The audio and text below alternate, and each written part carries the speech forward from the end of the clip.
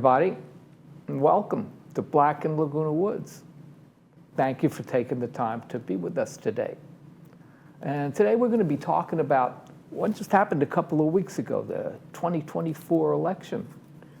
That election isn't even over, really. I mean, there's still a lot of, maybe not a lot, but there's still races that haven't been called. Votes are still being counted. And there's 2 elections in California, which are still, votes are still being counted. One of them right here in Orange County. Well, what we do have is we have some preliminary exit polls, and we have some preliminary commentary on those exit polls, but what we have in abundance is our feelings and our emotions. And presidential elections, especially, always engender lots of emotions among people, and this one probably more than others. So we're going to try to look at this as holistically as we can, based on the information that we have right now. I mean, we know who won, but the whys and the wherefores, we have our opinions, but the research will come later. But to talk about this election today, we have 2 people. One, sitting to my right, is Annie McCary. Annie is the president of the African American Heritage Club here in Laguna Woods, and she is an elected member of the Laguna Woods City Council. Thank you, Annie, for being here. And we also have Willie Phillips. Willie Phillips is also a member. You know, I forgot to ask you if you have an executive position in the African American Heritage Club. VP. Pardon me? Vice President. Vice President, I thought so. And you're also Vice President of the Community Bridge Builders Club or organization here in Laguna Woods. So first of all, thank you both for coming here very much. We are doing this on Thanksgiving week, so people have people coming, people have going someplace, and time is of the essence. So we really do appreciate you taking the time to be with us today. And I want to start before we even get to the election. Now I'll start with you first, Annie. Same question for both of you. But before the election, the week, the day, the morning, however far you want to go back, what did you think was going to happen? Well, what I think was going to happen was I had this knot in the pit of my stomach that related to this whole energy around the election. So what I was hoping would happen was that the Democratic candidate would win. And I think my hope tried to overshadow my fear that it was probably not going to happen. So I was kind of like hope against hope. So that's how I was with it.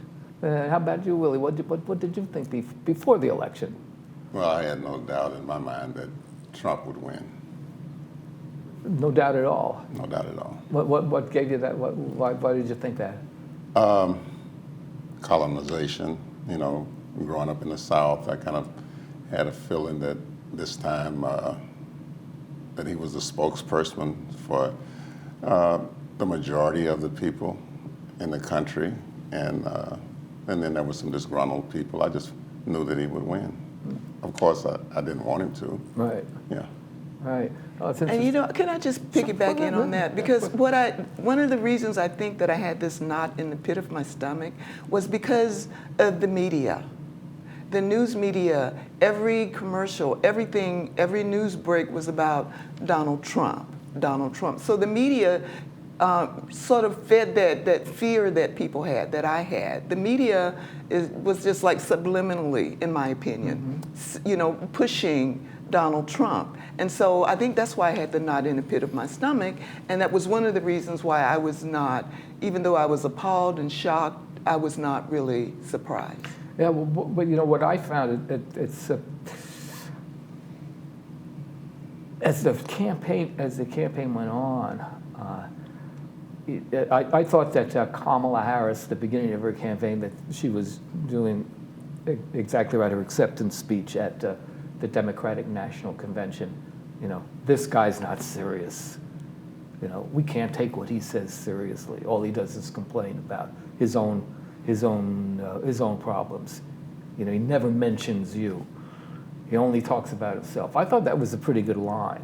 But the thing is, I'll direct this to you, Willie, for a comment. I mean, he just keeps on moving from one place to the other, to the other, to the other.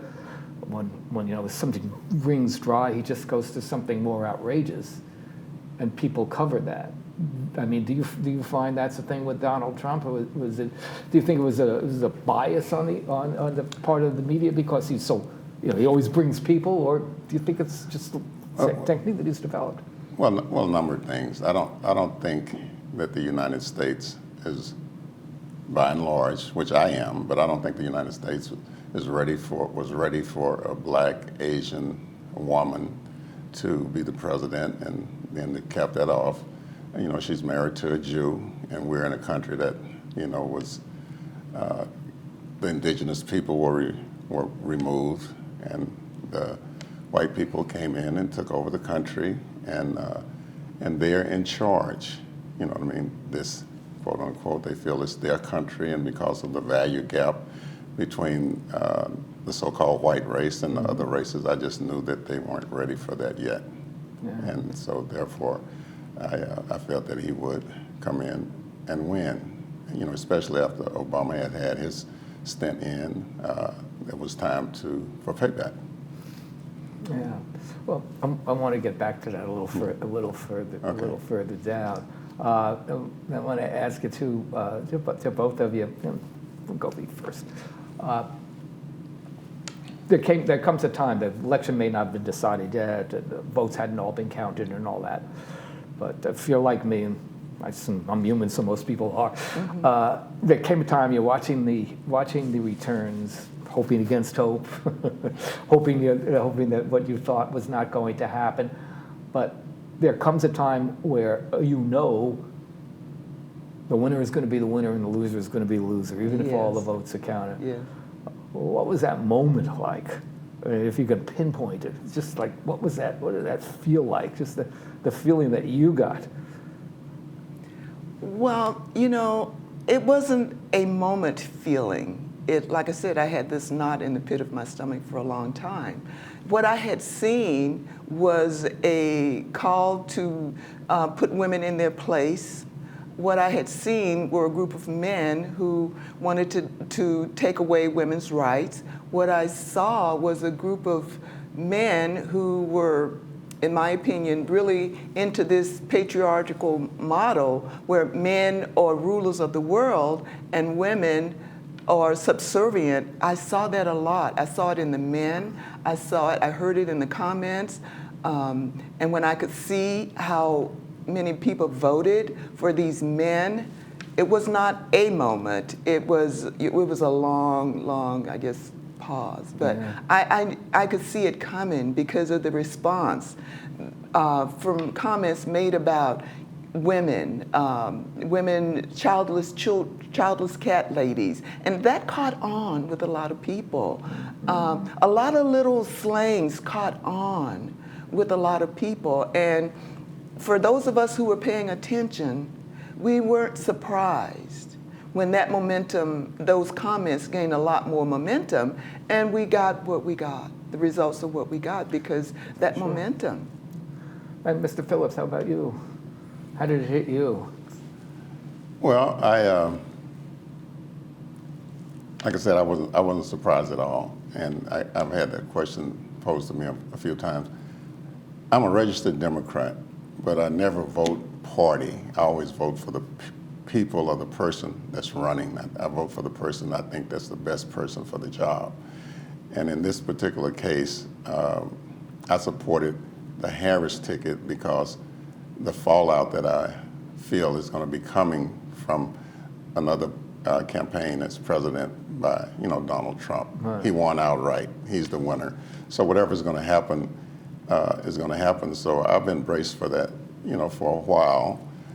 Having been raised in northern Louisiana, I'm kind of used to that, and just to add some more to it, there's been something like 19 Republican presidents, 16 Democrats, and you got 10 others, and we still have been under the gun. Right. So what's coming may be amplified, but it's going to be more of the same. Throughout all the different presidents, we are still at the bottom of the totem pole, as it were.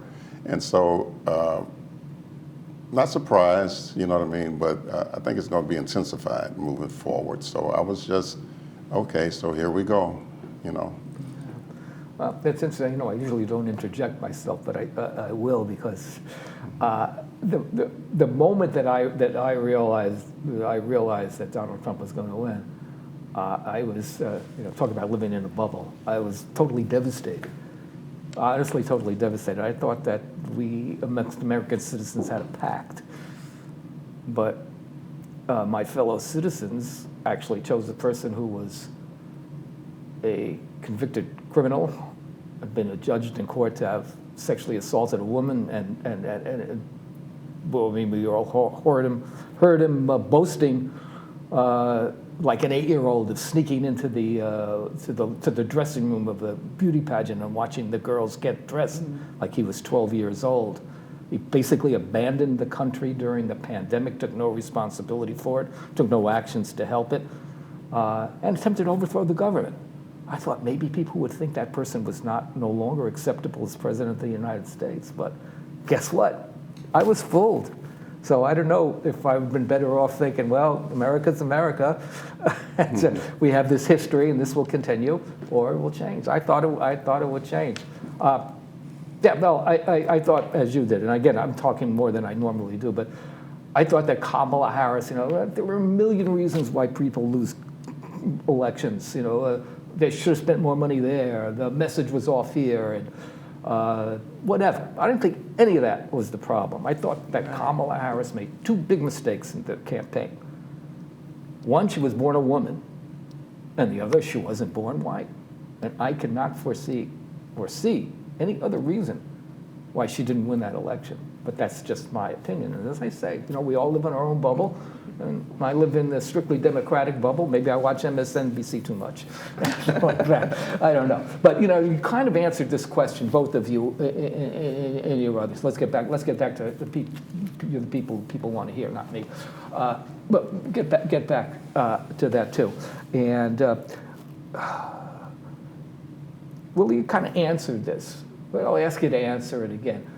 As an African American, both of African Americans, obviously, I'm not, obviously, so my perspective is going to be different. But for African Americans, what do you think this election means? Does it mean anything in specific, or as you were saying, does it mean just more of the same? Well, it means that we need to be, as a whole, the country needs to be better educated. We've been miseducated, so we need to be more informed. My wife and I own a company. And sad to say, we have 25 employees. Only one of them voted. They have never voted as much as I talked to them about. And it's like five blacks and 20 Hispanics. They just don't vote. Whatever's going to happen is going to happen. You know what I mean? So that's just a microcosm of what's going on.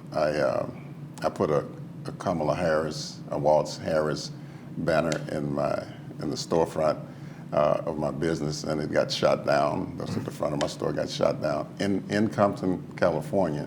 So there's a lot of misinformation, a lot of miseducation, and we're going. I like to say, back to the future. I'm also a retired pastor, and I'm reminded of when Jesus and Barabbas was there. The crowd said, "Give us Barabbas." I'm also reminded of. God was rejected, and they said, "We want a king like us." So they voted. When I say they, the majority of the people voted, and now we have a king, and we have a Barabbas, as it were. You know what I mean? The lesser of what I consider, or what the Bible considers to be more of a righteous move. But even when the Democrats are in, you still look around and we're still at the bottom. It's a systemic thing, you know what I mean?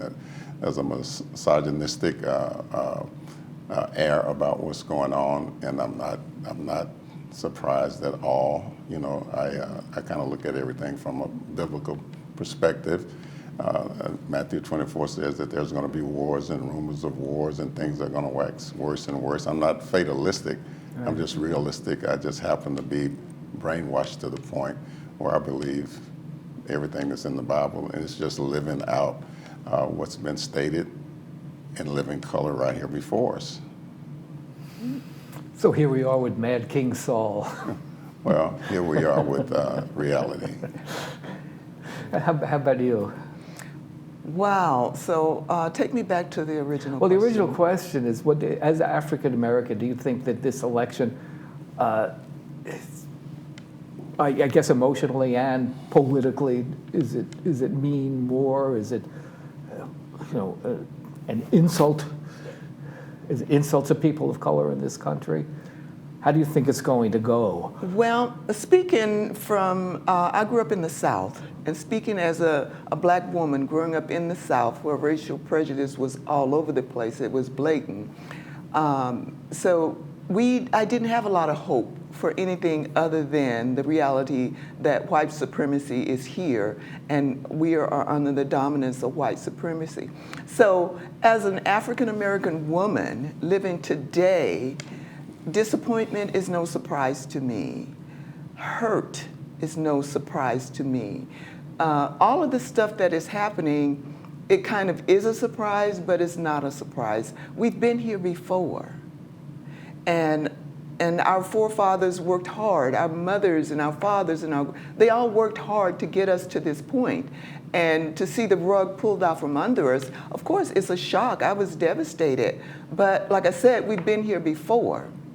And we relied on our faith, we relied on our communities, we relied on whatever resources we had to rebuild ourselves. And so for an African American woman, this is just an opportunity to do what we've done before, a deeper committed way before, because there's a lot more available for us now. There's a lot more pressure because people have access to more information now. So it is a lot, but for me, from my perspective, we've been here before. And like Maya Angelou says, and still we rise. And still we rise, exactly.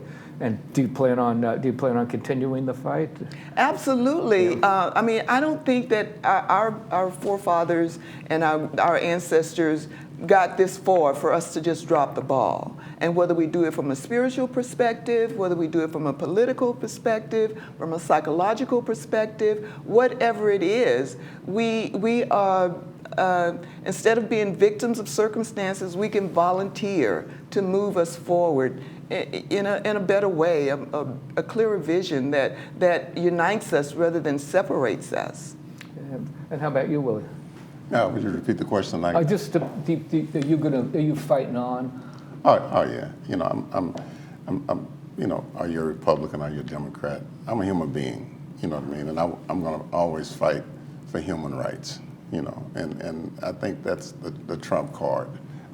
Not to, use a play on words, but we're all human beings, and we want to do the right thing for the most part, and that's what I'm going to fight for.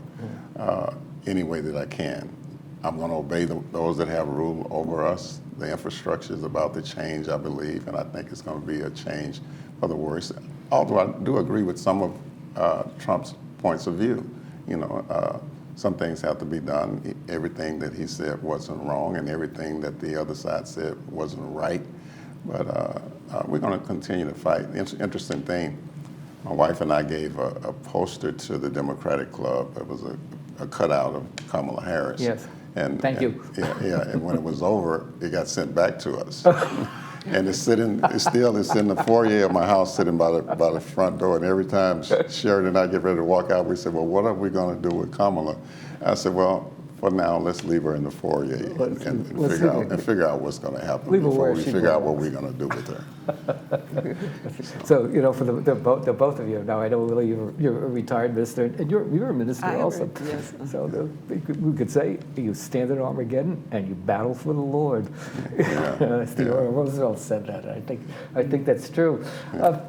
Maybe we should, move away from ourselves a little bit and just try to talk about, what we see now. None of us are political scientists. We don't do deep research into statistics or things like that. And I certainly don't go around interviewing people all over the place, asking them what they think and why they voted.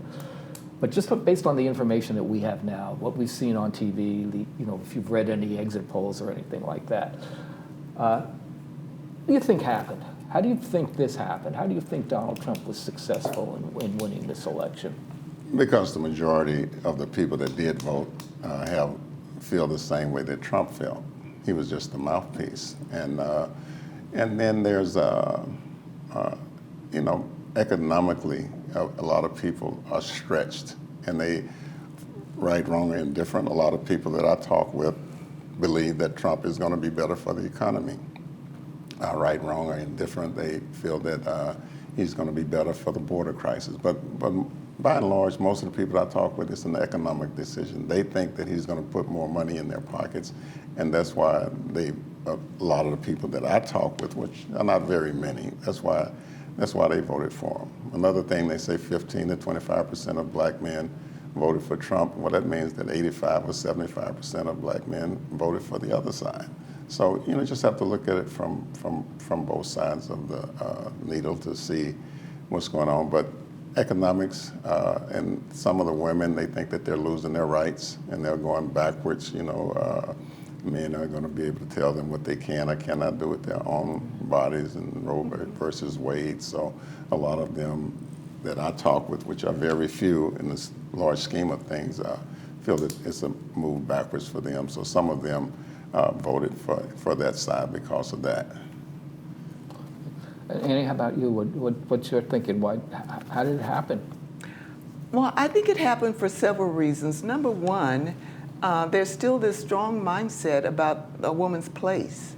And even though we're everywhere, we're doing everything, there was a fear that women's place is in the home, that you can do whatever you want. You can sexually assault a woman and be criminally charged and get away with it. You can talk about sexually assaulting a woman in public and get away with it, because women are going to be too afraid to come forward. And if they do come forward, then if I've got enough money, then I can silence you, or I would drag you through the mud, so much so that you will wish with every fiber of your being that you had kept your mouth shut. And so I think women probably voted to appease that male aspect. I think men voted, many of them, because that's what they know. I mean, they relied on, people quoted scriptures about a woman's place and about a man's place. And so I think there's that mindset about what the true value of a woman really is. And so we as women, we've done as our part. And so our other part is to educate men about what it is that we really do. We used to cook and clean and raise the kids and and then worked. So now we're still working, cleaning, and raising the kids, and we have a brain. So I think part of moving forward for us, for me, is, looking at this information, taking this data and say, you know what, look at how many women actually voted for Trump, for whatever the reason, whether it's the economy or not. How many men voted for him, whether it's because of their subliminal concept of a woman's place, whatever it is. But in a sense, Kamala Harris got put in her place. Yeah. If I could revert to myself again, I really kind of agree with you. I agree with Willie too. Wasn't as strong on that particular aspect. It was talking more of economics too. And I think I bring it back to the 2018 elections, if people can remember that far back. When Donald Trump was president for the first term, Democrats took control of Congress and the Senate. That's what people were saying, that no, they didn't run against Trump. They ran on health care. That was the issue at that time, if you might recall. And I always thought, no, people were hanging their hat on health care. They're going through the IBM index cards. This guy Trump is bad news. Oh, healthcare. That's why I'm voting for the Democrats this time. Yeah. But I think the reality of the issues are the big overriding issues of pretty much what you enunciated. I do believe. I think racism and misogyny were the two biggest issues in this race. And maybe I'm wrong. My opinion might change going down the line, but that's what I think right now. Anyway. And we all have feelings about our opinions about it. So who's to say who's right and who's wrong? But we have them. Absolutely. And some of the things that you were saying, Willie, about economic reasons that people voted for Trump. And I know that was the general conception of this, but you take a look at the economy in January 2021 when Trump left office as opposed to the economy now. The unemployment rate in January 2021 was 6.3%. Now, I think it might be 5% again. I'm not quite sure, but it was over a point lower. The inflation rate was over 4%. Inflation rate now is just above 2%. Right? The economy, the unemployment was higher, inflation was higher. More people were working then, or well, that's hard to say, it was the pandemic going on. The economy was actually better now than it was in 2021 by almost every measurable. But the word out was the economy wasn't as good. The message was the economy is not as good. Inflation is going high. It was high, but it's not anymore.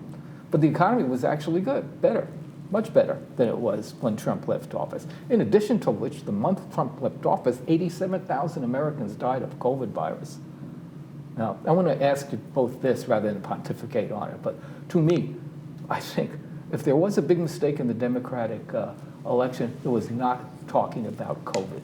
Donald Trump abandoned the country during COVID. How many times did he say when he was asked, well, you know, what responsibility do you bear? He'd say, it's not my responsibility at all. Instead of giving things to the states, giving equipment that they need, he'd make them debate against themselves and give it to states who supported him, not states who didn't support him.